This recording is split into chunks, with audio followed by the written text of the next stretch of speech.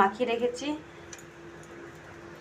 মশলাতে নিয়েছি পেঁয়াজ, লবণ, হলুদ, লঙ্কার গুঁড়ো, জিরের গুঁড়ো, ধনে গুঁড়ো, বাটা মশলা, টমেটোর আগের থেকে কড়াই বসিয়ে দিয়েছি। আর নিয়েছি আলুটা আমি এরকমভাবে কেটেছি। তেল দিয়ে দেবো। কড়াই গরম হয়ে এসেছে। আমি এখানে সর্ষের তেলে রান্না করব। তেল গরম হয়ে এসেছে। লবণ দিয়ে দেবো অল্প। প্রথমে আমি আলুগুলো ভেজে নেব। তার জন্য আলুগুলো দিয়ে দিলাম। এবার ঢাকা দিয়ে দেবো। দেখুন আলুগুলো ভাজা হয়ে গেছে। এবার আমি নামিয়ে নেব। ওই তেলের মধ্যে দেব, ফোড়নে দেব আমি গোটা মশলা, আর দেব কেটে রাখা পেঁয়াজ, আর দেব তেজপাতা। এবার দেব খাসির মাংস।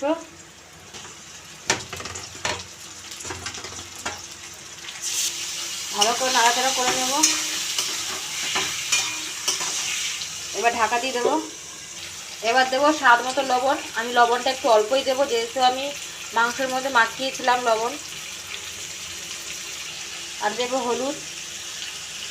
এবার দেবো বাটা মশলা, লঙ্কার গুঁড়ো, ধনে গুঁড়ো, জিরের গুঁড়ো, সব কটা মশলা ভালো করে মিশিয়ে নেব। এবার দেবো কেটে রাখা টমেটো। এবার ভালো করে কষিয়ে নেব। সময় নিয়ে ভালো করে কষাবো, তাহলে মাংসগুলো ভালো সেদ্ধ হবে। দেখুন মাংস কষানো প্রায় হয়ে এসছে, সাইডে তেল বেরিয়ে এসছে। এবার আমি আলু দিয়ে কষিয়ে নেব। এবার আমি ভেজে রাখা আলুটা দিয়ে দেবো। দিয়ে ভালো করে কষিয়ে নেব। আবার 5 থেকে 10 মিনিট কষিয়ে নেব। তারপর প্রেসারে দিয়ে দেবো।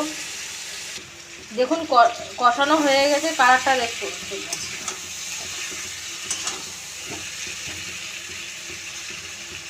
এবার আমি প্রেসারে দিয়ে দেবো। এর মধ্যে গরম জল দিয়ে দেবো। এই কাপে 2 কাপ আমি গরম জল দিয়েছি। এবারে এই প্রেসারে ঢাকনাটা বন্ধ করে দেবো। আমি বসিয়ে দিয়েছি। 3 থেকে 4টে সিটি হবে, আমি অফ করে দেব। এবার আমি দেব গরম মশলা,